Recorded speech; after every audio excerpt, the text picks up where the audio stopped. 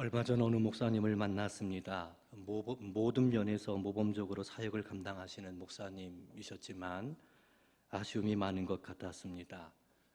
열정을 다해 사역을 감당하고 계시지만 성도들이 변하지 않는다라는 것입니다. 복음을 듣고 회개하고 예수 그리스도를 믿음으로 구원을 받았다면 생활에 변화가 있어야 합니다.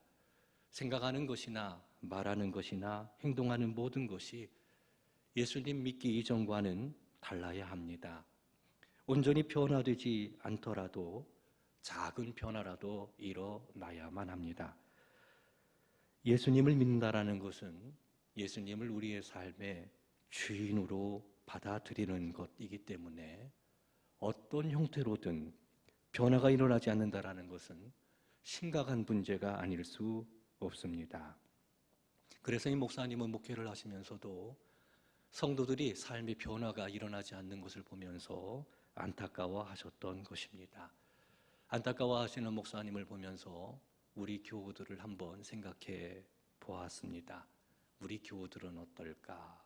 그런 생각을 해 보았습니다. 어떻습니까? 예수님을 믿고 생활에 변화가 있습니까? 한번 진지하게 우리는 고민하고 생각해 볼 필요가 있습니다. 예수님을 믿고 지금 생활하고 있다고는 하지만 아직 해결하지 못한 죄가 있습니까? 잘못하는 습관이 있습니까? 양심에 거리끼는 것이 있는데 아직 그것을 처리하지 않고 있습니까? 사도 바울은 예수 그리스도를 믿음으로 구원받았다면 이제 하나님의 사람답게 사는 것이 마땅하다라고 말을 합니다. 우리는 결코 선한 행실로 구원받지 않습니다. 구원받을 수가 없습니다. 구원은 오직 예수 그리스도를 믿음으로 말미암아 구원을 받습니다. 이것이 성경의 일관된 가르침입니다. 동시에 구원받은 하나님의 사람은 예수님의 사람으로 살아가야 된다는 것 또한 성경은 우리에게 강력하게 말씀하고 있습니다. 구원받았다면, 그러니까 구원은 예수 그리스도의 은혜로 믿음으로 말미암아 구원을 받았습니다. 하나님의 은혜와 하나님의 축복입니다. 그런데 구원받은 사람은 하나님의 사람으로 예수님의 사람으로 사는 것이 마땅한 것을 성경은 우리에게 또한 가르쳐주고 있다는 사실입니다. 오늘 13절 말씀을 보면 너희가 자유를 위하여 부르심을 입었나니 그러나 그 자유로 육체의 귀를 삼지 말고 오직 사랑으로 서로 종노릇하라 라고 기록하고 있습니다. 그러니까 율법의 속박에서 율법을 지켜야만 구원받는다라는 당시 사람들, 유대주의자들이 가지고 있었던, 율법주의자들이 가지고 있었던 그 생각 가지고는 구원받지를 않고 오직 예수 그리스도를 믿는 믿음으로 구원받아 자유를 얻었다면 그 자유를 가지고 육체의 귀로 삼지 말고, 여기서 육체라는 것은 부패된 본성을 가리킵니다. 죄악된 본성을 가리키는 거예요. 그러니까 죄의 기회로 삼지 말고 오직 사랑으로 서로 종노릇하라라고 말씀하고 있습니다. 이전과는 전혀 다른 삶이지요. 여기 말씀 우리가 주목해 볼 필요가 있습니다. 오직 사랑으로 서로 종노릇하라는 말씀입니다. 종이 되라는 말씀입니다. 우리가 그런 거 있잖아요. 하고 싶지 않지만 사랑으로 행하는 것. 그런 것처럼 사랑으로 서로 종노릇하는 것, 이것이 예수 그리스도를 믿고 구원받은 사람들이 살아가야 될 삶의 모습인 것을 말씀하고 있다는 사실입니다. 우리가 삶을 살아갈 때 인정받기를 원합니다. 대접받기를 원합니다. 그렇지요? 자존심 상하는 것을 못 견뎌야 합니다. 무시당하는 것을 견디지는 못합니다. 더 많이 갖고 싶어하고 더 많은 것을 누리고 싶어하는 것이 우리 인생입니다. 한 사람도 예배가 없습니다. 그런데 성경은 다른 삶을 우리에게 이야기합니다. 종노릇하라는 것입니다. 서로 종이 되라는 그런 얘기입니다. 충격적인 말이 아닐 수가 없습니다. 그러니까 예수 그리스도 그분을 믿고 자유를 얻었다면, 구원을 받았다면, 우리가 예수님 믿고 구원받지 않았습니까? 그랬다면 서로 종노릇하는 것, 종으로 삶을 살아가는 것이, 이것이 예수 믿는 사람의 삶이어야 된다는 것을 분명히 말씀하고 있는 겁니다. 이전과는 전혀 다른 삶의 결이지요. 전혀 다른 삶의 모습이지요. 종으로 삶을 살아간다는 것은 예수 믿기 이전에는 꿈에도 생각지 못했던 거였지만 이제 예수 그리스도를 믿는다면 서로 종로로 타는 것, 사랑으로 종로로 타는 것이 마땅하고 당연한 삶이다라는 것을 우리에게 이야기해 주고 있습니다. 하지만 종으로 사는 사람들이 없습니다. 예수님의 사람 구원받았지만 종으로 살기를 싫어합니다. 그러한 삶을 포기하는 것들을 많이 볼 수 있습니다. 그건 바른 신앙의 삶을 살아간다라고 말할 수 없습니다. 성경을 정직하게 볼 필요가 있습니다. 오늘 21절 말씀을 보면 이런 일을 하는 자들은 하나님의 나라를 유업으로 받지 못할 것이요 라고 기록하고 있습니다. 하나님 나라를 유업으로 받지 못한다는 얘기는 천국에 들어가지 못한다는 그런 얘기입니다.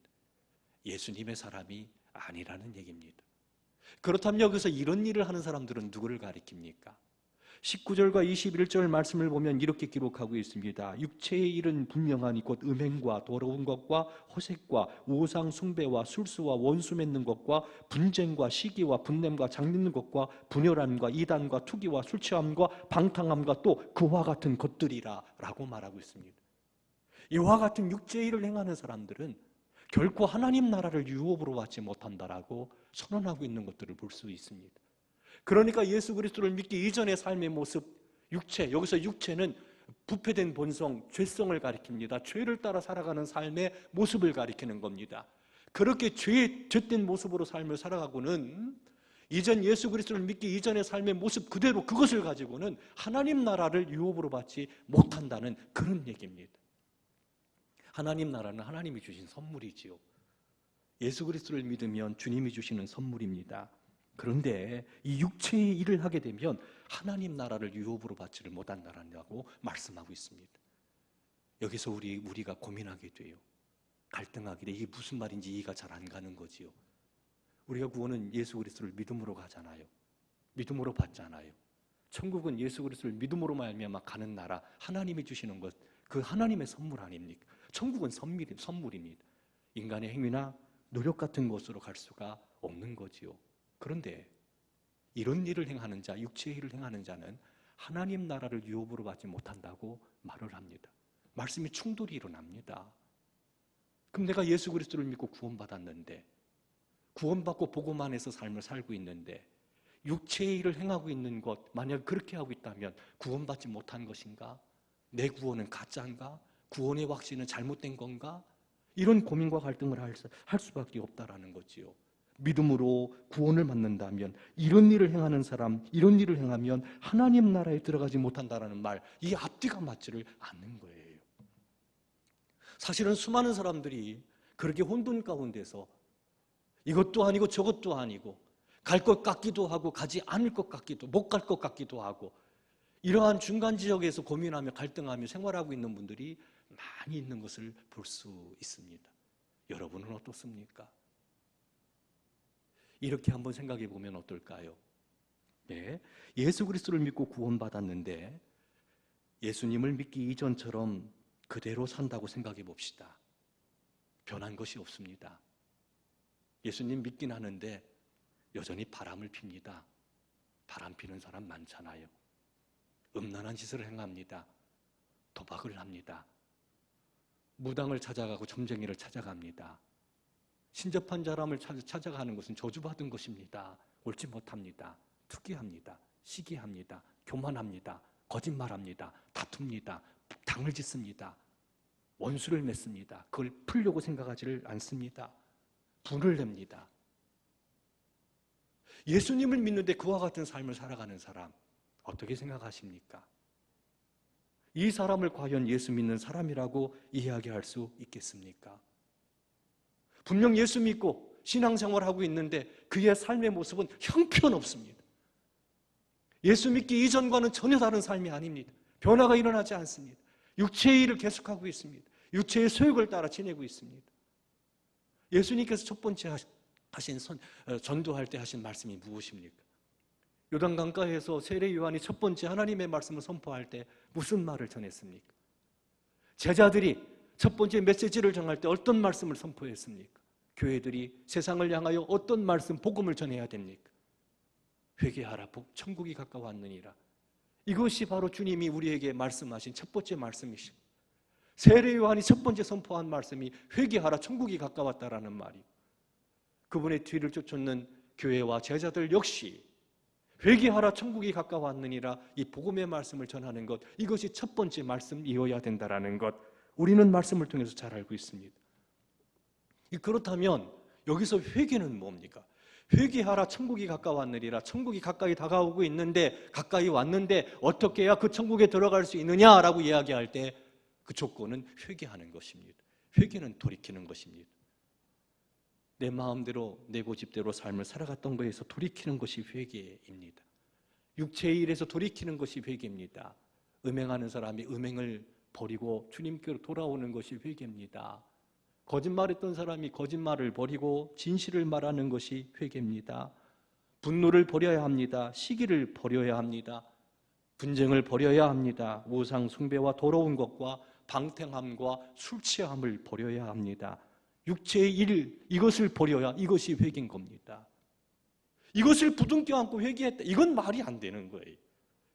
이건 크게 잘못된 것이죠. 여기 우리의 심각한 문제가 나타나죠.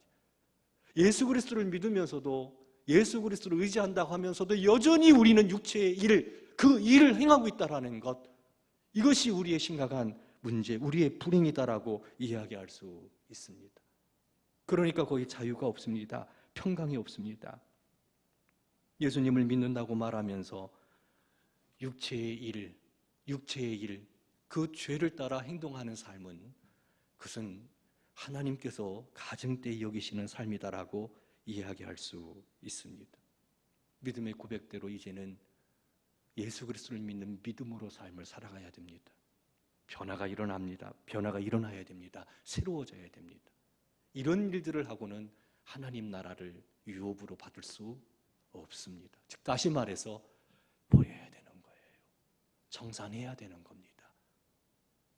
오늘 말씀 17절 말씀을 보면 육체의 소욕은 성령을 거스리고 성령은 육체를 거스리나니 이 둘이 서로 대적함이라 라고 말하고 있습니다. 오늘 말씀 속에서 17절에서 육체의 일과 성령에 대해서 이야기합니다. 이 서로는 서로 대적한다라는 거예요. 하나가 될 수가 없습니다. 그러니까 한 사람이 육체의 일을 합니다. 오늘 육체의 일, 여러 가지 일들에 대해서 이야기하고 있죠. 그 육체의 일을 하게 될 때 성령께서 대립하십니다. 대적하십니다. 성령께서 싫어하십니다. 성령께서 그걸 거부하십니다. 반면에 우리가 성령을 쫓아 행하고자 할 때에는 우리 안에 육체가 그것을 방해합니다. 하지 못하도록 유혹합니다. 도전합니다. 서로 거스린다라는 것은 그런 의미예요. 육체의 일과 성령의 인도하심은 서로 대적한다라는 것은 그런 말입니다. 그 사이에서 우리는 고민합니다. 갈등합니다. 힘들어합니다. 왜? 서로 대적하니까 말이죠. 원래 우리는 죄의 본성을 가지고 태어나지 않았습니까? 죄인으로 태어나서 죄악된 삶을 살지 않았습니까? 그래서 육체의 소욕을 따라 육체의 일을 행하면서 삶을 살아갔던 것이 우리 인생 아니었습니까? 이것을 로마서 6장에서는 이렇게 표현합니다. 죄의 종이 돼서 죄가 너희 안에서 왕노릇했다라고 이야기를 합니다.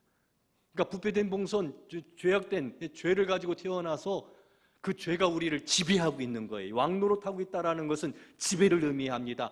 죄가 다스리는 겁니다. 그래서 육체의 일을 행하면서 그 결과로 하나님의 심판을 받는 저주, 하나님의 심판 아래에 있는 그런 인생이 돼버리고 만 거지요.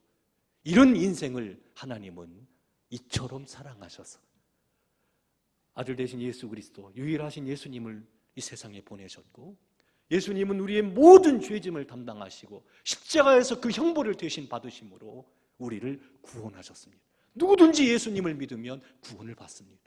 그렇게 우리가 원래 죄인이지만 예수 그리스도를 믿는 믿음을 보시고 의롭다 여기시고, 그리고 우리를 하나님의 자녀로 삼아주셨습니다. 모든 죄를 용서하시고, 그리고 성령님을 우리 마음 가운데 두신 겁니다. 육체된 부패된 본성이 있습니다. 그 가운데서 죄악된 삶을 살던 우리들 마음 가운데 주님이 다가오셔서 구원하시고 성령님을 주신 거예요. 그래서 이 둘이 우리 안에서 함께하고 있는 겁니다. 그래서 어떤 때는 육체의 소욕을 따라, 어떤 때는 성령의 인도하심을 따라 근데 이게 서로 대적을 하게 되니 그 마음이 어떻겠습니까? 그 사이에 끼어 있는 거지요. 부패된 본성 가운데 있는 우리 마음, 우리의 삶 가운데 성령님께서 내주하셔서 우리를 인도하신다고. 그래서 그 둘 사이에서 우리는 힘든 삶을 살아가는 겁니다. 근데 그 둘 사이에서요, 성령의 인도하심을 받고 우리 지체를 성령께 내드리고 순종한다면 평강이 옵니다. 자유가 옵니다. 치유가 일어납니다. 영생을 얻습니다. 존귀와 영광을 주십니다. 반면에 우리가 성령의 인도하심을 받지 않고 이 둘 사이에서 끼어 있는 겁니다. 그러니까 성령님의 인도하심과 육체의 소욕 사이에 끼어 있는데, 여기에서 우리들이 육체의 소욕을 따라 지내게 될 때, 악을 행하게 될 때에는 환난과 공고가 따릅니다. 하나님의 심판과 하나님의 진노를 받습니다.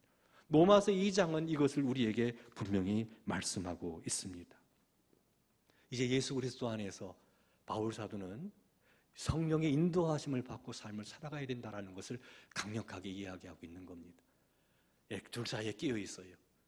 어떤 사건을 만났을 때, 어떤 자리에 있었을 때, 무슨 일을 할 때, 또 내가 어떻게 행동할 것인가, 내 표정이나 말씨나 내 미래의 결정을 내릴 때 육체의 소욕을 따라 내가 결정할 것인가, 성령의 인도하심을 받아 살 것인가. 너희가 하나님의 사람이라면, 구원받았다면 성령의 인도하심을 받는 것이 마땅하지 않느냐. 그래서 사도 바울은 성령을 쫓아 행하라, 성령의 인도하심을 받으라, 오직 사랑으로 서로 종로로 타라고 강력하게 선포하고 있는 것을 볼 수 있습니다. 예수 그리스도 안에서 주님을 섬기며 주님을 따르는 거죠. 로마서 6장에서는 우리 지체를 의의 병기로 하나님께 온전히 드리라고 말씀하고 있습니다. 둘 사이에 끼어 있는데 성령님의 인도하심에 우리의 삶의 모든 것을 다 드려야 된다는 겁니다. 그렇게 할 때는 뭐가 일어나요? 육체에서 육체가 그걸 대적하거든요. 방해하거든요. 유혹하거든요. 뒤흔들어 놓거든요. 그래서 성령의 인도하심을 받지 못하도록 그렇게 회방하고 방해하는 세력이 또한 우리 가운데 있는 것을 볼 수 있습니다. 사도 바울은 이것을 로마서 7장에서 이렇게 얘기합니다. 내가 선을 행하고 싶은 마음이 있지만, 선을 행하고 싶지만 도리어 내가 악을 행한다라고 고백합니다. 하나님을 알고 하나님 말씀 안에서 믿음으로 살기를 원하지만 그렇지 못한 거예요. 육체에 자꾸 넘어집니다. 자기 안에 또 다른 자기가 있어서 선을 행하고자 하는 마음과 그렇지 못한 마음, 그 사이에서 번번이 죄에 넘어지고 육체의 일에 넘어지고 하나님을 등지고 살아가는 삶의 모습을 보면서 바울 사도는 오열합니다. 오라, 나는 공고한 사람이로다. 공고하다라는 말은 죽을 것 같다라는 거예요. 누가 이 사망의 몸에서 나를 건져내랴. 누가 이 사망에서 나를 건져내랴. 이렇게 호소하고 있는 것이 로마서 7장에 나오는 사도 바울의 모습인 것을 볼 수 있습니다. 사도 바울의 마음은 전쟁터였습니다. 그 전쟁터에서 사도 바울은 아주 치열하게 전쟁을 치르고 있습니다. 무척 힘들고 어려운 시간들을 보내고 있던 것입니다. 몸부림을 쳤던 것들을 볼 수가 있습니다. 그래서 선을 행하고 성령께 우리의 마음을 드리고 뜻을 드리고 믿음으로 삶을 살아가도 괜찮을 텐데, 그렇지 못한 번번이 육체의 욕심에 쓰러지고 넘어지고 좌절하는 그런 모습 속에서 왜 이럴까 하며 가슴을 찢는 그런 모습들을 볼 수 있습니다. 그런데 사도 바울은요, 그 위대함이 어디 있는 줄 아세요? 그와 같은 전쟁에서 번번이 패배하고 오호라, 나는 공고한 사람이로다. 선을 행하기를 원하지만 악을 행하면서 좌절하고 아파하고 힘들어하고 고통받고 있으면서도 결코 선한 길, 성령을 쫓아 삶을 살고자 하는 것들을 포기하지 않았다는 사실입니다. 나는 죄인입니다. 내 안에 악이 함께 있습니다. 내가 번번이 넘어집니다. 그렇게 가슴을 찢어가면서도 하나님, 나 좀 도와달라고, 하나님 나를 구원해달라고, 이 생활 속에서 예수님 믿는 사람으로 살아갈 수 있도록 나를 도와달라고, 나를 지켜달라고, 그 믿음의 길을 걷도록 이끌어달라고 구하고 찾고 두드렸습니다. 그리고 그는 마침내 성령의 도우심과 은혜로 말미암아 이 심각한 영적 전쟁에서 승리했던 것들을 볼 수 있습니다. 믿음으로 삽니다. 사명을 감당합니다. 성령을 쫓아 행합니다. 그것은 하루아침에 이루어진 것이 아닌 것을 우리는 발견할 수 있습니다. 둘 사이에서 자기 지체를 드리는, 때로 넘어지고 쓰러지지만 포기하지 않고 끝까지 내가 하나님의 사람으로, 하나님의 사람답게 살고자 하는 그 열정을 갖고 나갔던 것들을 볼 수 있습니다. 여기 우리 문제가 있습니다. 우리 문제를 발견할 수 있습니다. 그게 뭡니까? 우리는 사도 바울처럼 치열하게 전쟁에 승리하고자 하는 그런 마음 가지고 정진하지를 않고요, 너무 쉽게 포기한다는 사실입니다. 신앙생활하면서 직장생활은 못해. 저 목회하면서 이런 말 많이 들었습니다. 신앙생활 제대로 하면서 사회생활 제대로 못해. 너무 힘들어. 너무 어려워. 에이, 대충 다 알지. 구원 받았잖아. 그런 대로 사는 거지. 의외로 많은 사람들이 그런 얘기를 합니다. 그 이유는요, 영적인 그 전쟁에서 너무 힘들거든요. 이게 자기 자신에게 실망하고 또 쓰러지고 넘어지고 또 해도 안 될 것 같고 힘들고 또 그렇게 하고 싶지도 않고, 사랑으로 죽노릇하라고. 싫어. 나 하고 싶은 대로 살 거야. 얼마를 산다고? 아, 예수님 믿는 건 믿는 거지. 내가 굳이 사람의 종이 될 필요가 있어? 그럴 필요가 없지. 그렇게 살지 말자고. 의외로 그렇게 말하고 생활하는 사람들이 많이 있다는 것이죠. 그리고 자기 하고 싶은 대로 삶을 살아가는데, 자기 하고 싶은 대로 삶을 살아가는 모습이 육체의 일이에요. 육체의 일이에요. 성령께서는 오직 사랑으로 서로 종노릇하라고 말씀하고 있는데 그렇게 하고 싶지를 않습니다. 그래서 포기합니다. 포기하니까 변화도 없습니다. 예수 믿는 사람인지 믿지 않는 사람인지 알 수가 없습니다. 교회 다니는 것을 보면 예수 믿는 사람인데 말하는 것을 보면 예수 믿는 사람이 아닌 것 같아요. 가짜예요. 가짜. 교회 다닙니다. 구원의 확신이 있습니다. 그런데 삶의 변화는 없습니다. 더 불행한 것은 변화되려고 도전하지 않습니다. 몸부림치지 않습니다. 예수님 닮아가고자 애쓰지 않습니다. 힘쓰지 않습니다. 퍽퍽 넘어갑니다. 육체의 일에 넘어갑니다. 정욕에 쓰러집니다. 그래서 너무 쉽게 포기를 해버려요. 왜 할 수 없다, 못한다, 그렇게 단정적으로 생각하는 거예요.